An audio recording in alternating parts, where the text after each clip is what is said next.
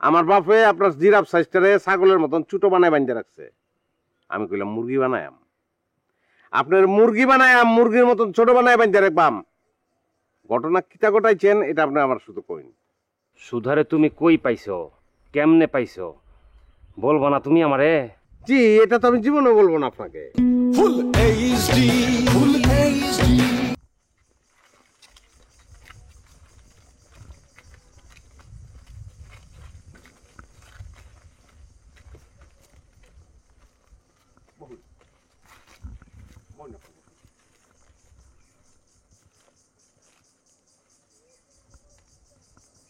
কারো কোনো ঘটনা যদি আপনার ঘটায় না তা হই, তাহলে তো আমার আব্বা আর আপনার এইভাবে বান্ধা রাখনের কথা না।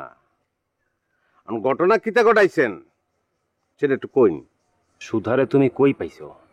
আমি আপনারে জিজ্ঞাসি যে আমার বাপে আপনারে ছাগলের মতন ছোট বানাইয়া বান্ধা রাখছে।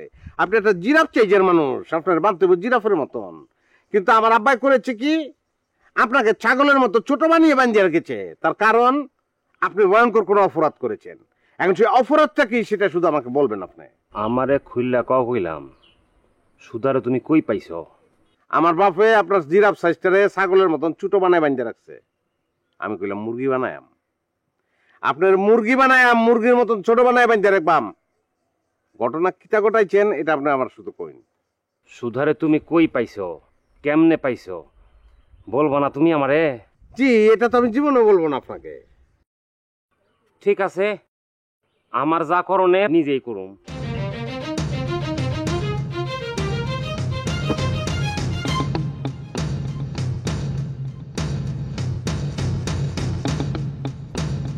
কই যান আপনি? আমি আমার পথে যাই। আমি আপনার মুক্ত করছি কেন? কে রে মুক্ত করেছি? আমার স্বার্থটা কি? হ্যাঁ, মুক্ত করেছি আপনার কাহিনীটা শুনবো, অপরাধের কাহিনী। আপনি যে একজন অপরাধী এটা সুধার কাছ থেকে অনেক আগে আমি জেনে আলছি।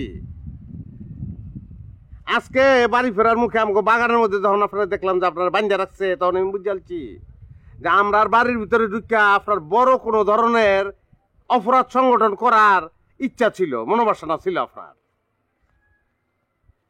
যে কারণে আমার বাপে আপনার বান্ধা রাখছে।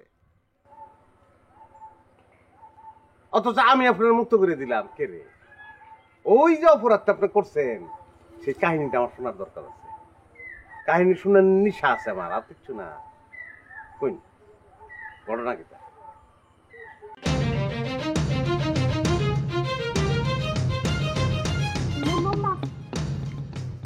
ওল্লা কো গেল কই? লোহে তো নাই। বান খুলে যাইব গা এমন বান তো বান্ধি নাই আমি।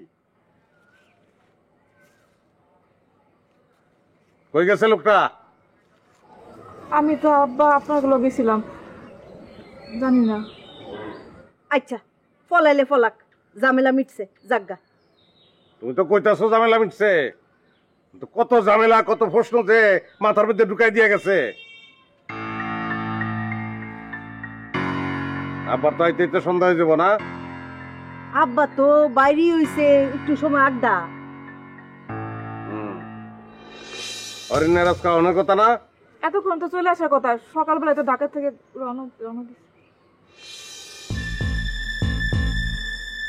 শোনো মান শোনো, অরণ্য আইলে তুমি মোকাবিলা করবা, সবকিছু জিগাইবা, সবকিছু ক্লিয়ার অন, সবচেয়ে বেশি জরুরি